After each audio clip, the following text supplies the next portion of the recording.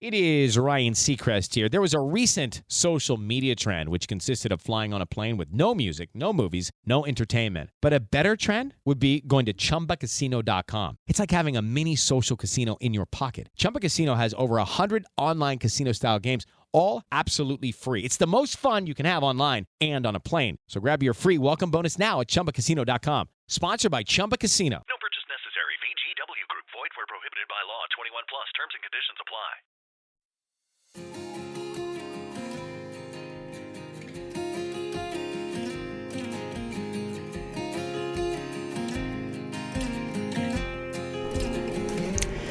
Hello, everyone. Welcome to Music Connects People. I'm your host, Thom Jennings, and we have a very special episode today.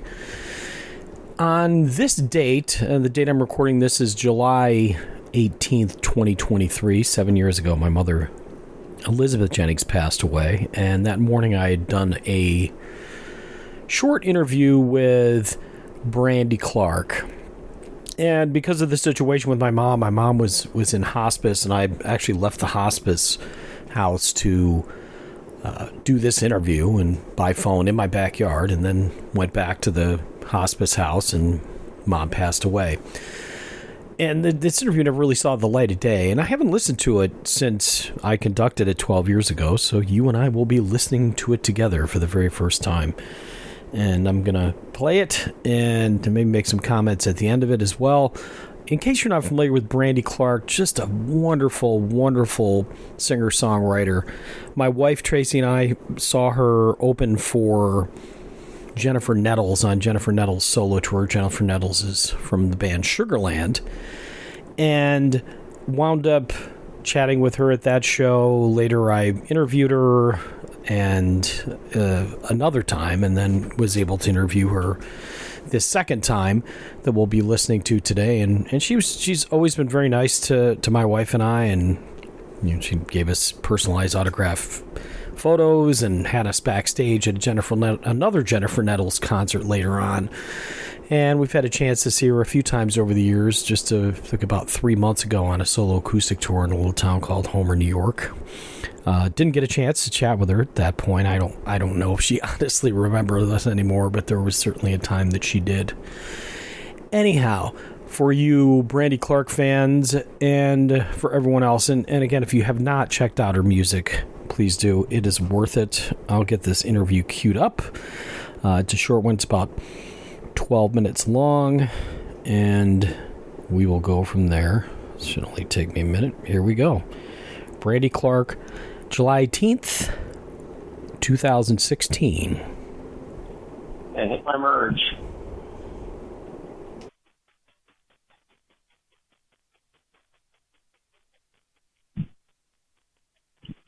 I'm back. I appreciate it. Mm-hmm.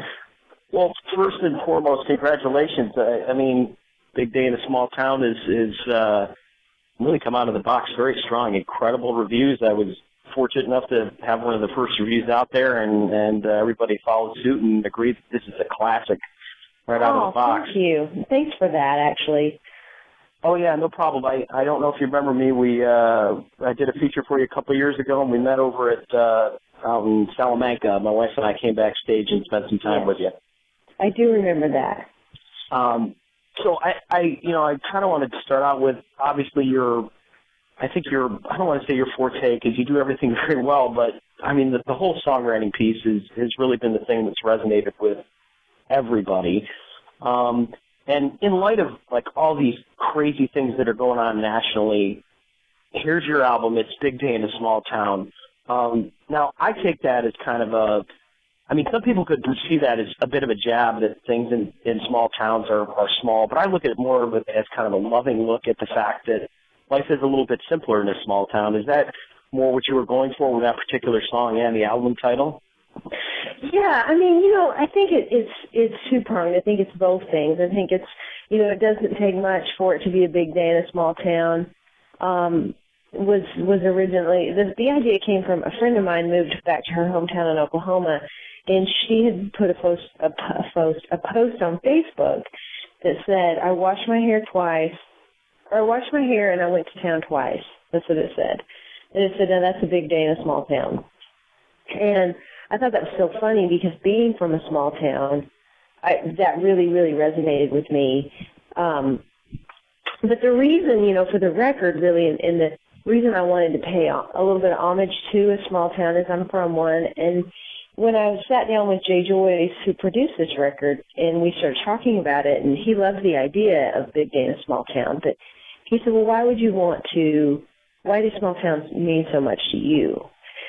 And I said, well, I love a small town. I'm from one, and I love that. What do you love about it? And I said, well, I love that, the town shuts down for the football game, and everybody knows everybody's business. And he said, well, why do you really love your small town? And I said, when my dad died, I went home for his memorial service, and there were so many people there that it had to be held in a gym. And that wasn't the first funeral I attended in a gym, because people in small towns care about each other.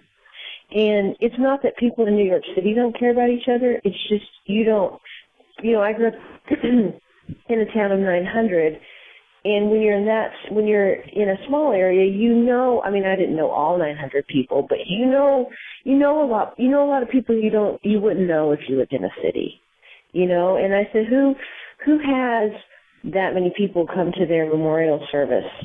A celebrity or someone in a small town. And I really do think, you mentioned in the things that are happening in the world at large. I said this the other night at a show, and I mean it. Like, the whole world needs to act like a small town right now, really. Because, it's a little crazy, and it seems to get crazier every week. And I think we all need to care about each other a little bit more. Yeah, no, I agree. It's interesting. I live in a small town. It's super small. It's about 2,000 people, and my mom's actually in hospice right now. We've just had everybody and their mother coming out to see us, and it's so different. And like you said, I guess when we look at each other and we care for each other as individuals, it resonates a lot more than this whole big stuff on TV, which just seems to bring out the worst in people now. It's really kind of a dichotomy.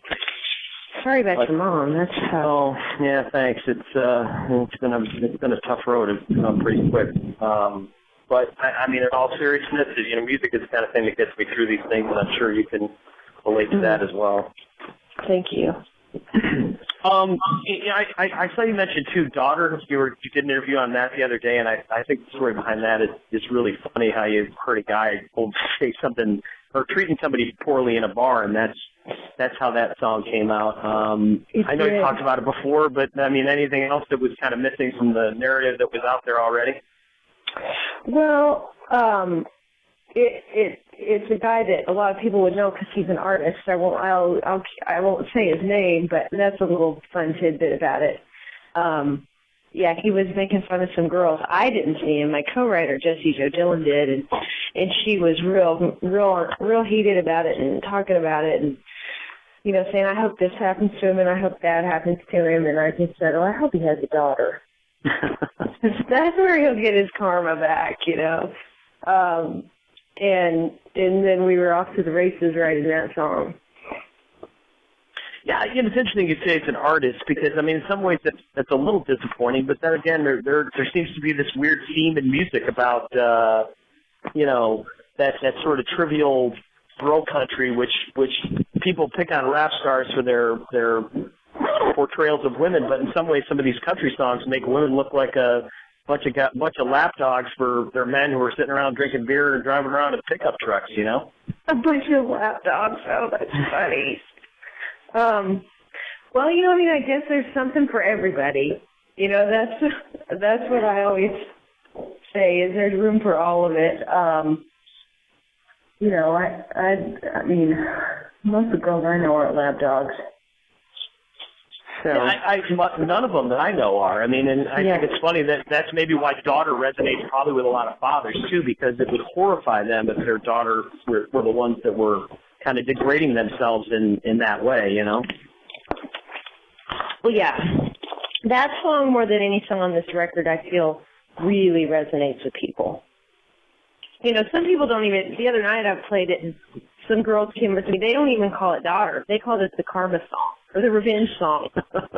Man, I love that revenge song. That's what they said. don't want to take up too much of your time. I want to do at least a question about Chris Stapleton before we go as well. But, Okay. you know, the one song on this record that I cannot help but just turn up to 50 on a scale of 1 to 10 is Love Can Go to Hell. And I remember the first time I heard it live, and then I heard the studio recording. And you know, sometimes you hear a studio recording after you've heard a live song and you get disappointed. But man, this song it just knocks it out of the park for me. I'm glad to hear that. You know, go ahead. Do you think that's going to be a single? I mean, I really feel like it has its potential for some reason. You know, it's funny. We're talking about second singles right now, and I got a single edit of it yesterday. Now, I got a single edit of 4 songs, so we'll see. But I mean, that has definitely always been in the conversation, and I think it will be. I don't know if it'll be the next single or the one after that, or you know, hopefully the one after that one. But I think it will be a single. Yes. I know a lot of people want it to be. Yeah, how the crowd reacted to that one, especially. I mean, actually, if I could, I'll frame this in more of a Chris Stapleton thing, because I think you've done a date or two with him, but you've played it with Jennifer Nettles. I assume you played it solo with a headlining show, and now you're out with Chris Stapleton. Have the reactions of the audiences been markedly different, or are you still seeing the same kind of reactions for each song? Oh, you know, I think the main difference between a headline show and like when I'm out with Jennifer or Chris is, you know, the people are there just to see me. So they react to every song like it's been a great big hit single because they know them all. Love Can Go to Hell, before the record even came out, people would clap when we would go into that, when the banjo would kick in. I mean, there's something about the energy of that song that people really respond to. But then now that the record's out, you know, I get a lot of people telling me it's their favorite, and they definitely, you know, go nuts when we start it. And do you think that Since You've Gone to Heaven will be your version of Stay? I mean, you've seen Jennifer play that song each night, and it never gets old. I mean, I told people, I wrote a column once about songs that I'll never, ever get sick of. Like, as much as I'll get sick of seeing Freebird, which I'll see Skinner tomorrow night for the umpteenth time, I just never get sick of hearing Stay. I feel like Since You've Gone to Heaven has that kind of power. Even if you know the song, it just touches you on a real visceral level. Wow. Well, I love that comparison. I hope so. You know, it's not an easy one for me to do every night. You know, it tugs at me, and it tugs at the guys that play it with me. So we don't do it every night, but when we do it, it definitely, you know, it's an experience not only for the audience but for us. And you know, again, just to kind of wrap it all up, I mean, Chris Stapleton. It's funny. I don't know, as much as I think you and Jennifer are a great pair, I think you and Chris Stapleton are a great pair as well. When I saw the double bill, I was like, wow, that makes sense. That makes a lot of sense. When did you find out you were going out with Chris, and what was your reaction? You know what? It was in April, and I got asked out when I was out at the ACMs, and the person who asked me was like a little bit trepidatious, like, hey, would you be interested in going out with Chris Stapleton? And I was like, yes. You know, like, you know, why wouldn't I? I mean, I don't know why they thought I would be not, you know, why I wouldn't be excited about that, but I think it's a great bill. And it's one, you know, I think we're doing 6 shows, and I sure hope it turns into 60, because not only, I mean, I love Chris, and I love his wife, Morgan, and Chris and I used to be at the same publishing company, and so I've known them, you know, I mean, I've never, you know, it's not like I know them really, really well, but I've known them for years, and I'm such a fan of what both of them do. And not only that, but I love his crowd. I love his audience, and I think it's a good audience for me. Yeah, I couldn't agree more. I mean, definitely singer-songwriter, but not to the... I mean, it's weird. Like, I feel like sometimes if you're a really good songwriter, you lack in the musician piece, but both of you guys have really strong songs, and you're really good performers. So to me, thank you.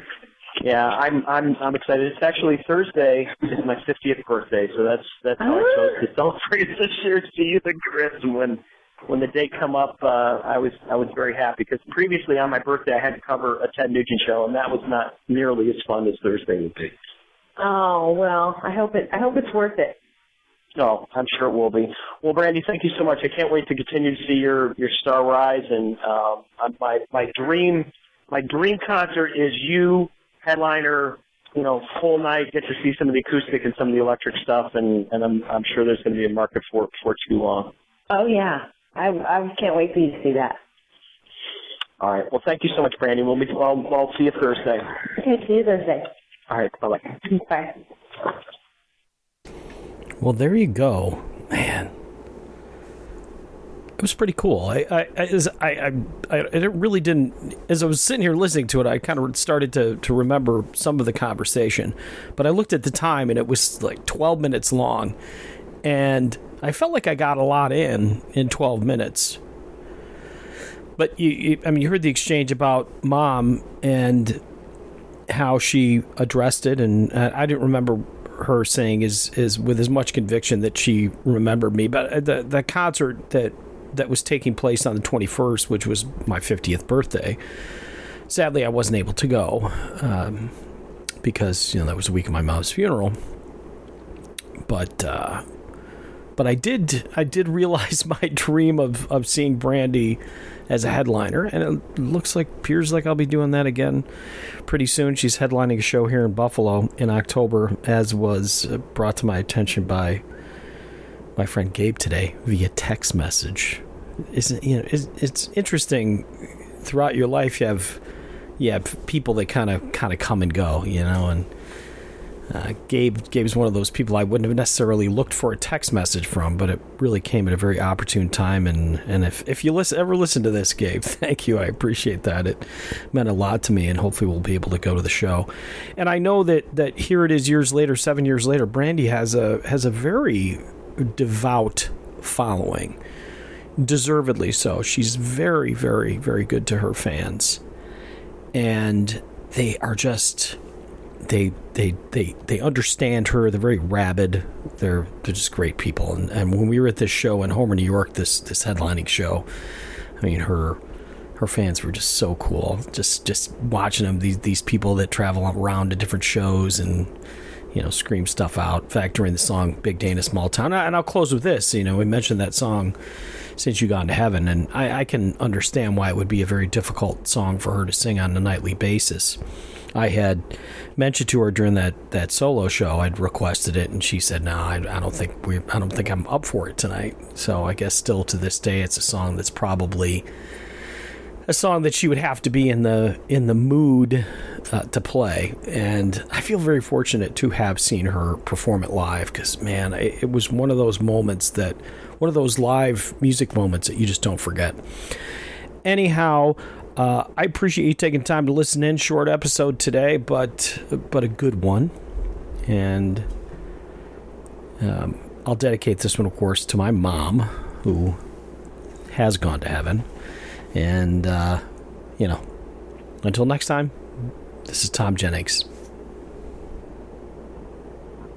Hello, it is Ryan, and we could all use an extra bright spot in our day, couldn't we? Just to make up for things like sitting in traffic, doing the dishes, counting your steps, all the mundane stuff. That is why I'm such a big fan of Chumba Casino. Chumba Casino has all your favorite social casino-style games that you can play for free anytime, anywhere with daily bonuses. That should brighten your day a little. Actually, a lot. So sign up now at ChumbaCasino.com. That's ChumbaCasino.com. No purchase necessary. VGW Group. Void where prohibited by law. See terms and conditions. 18+.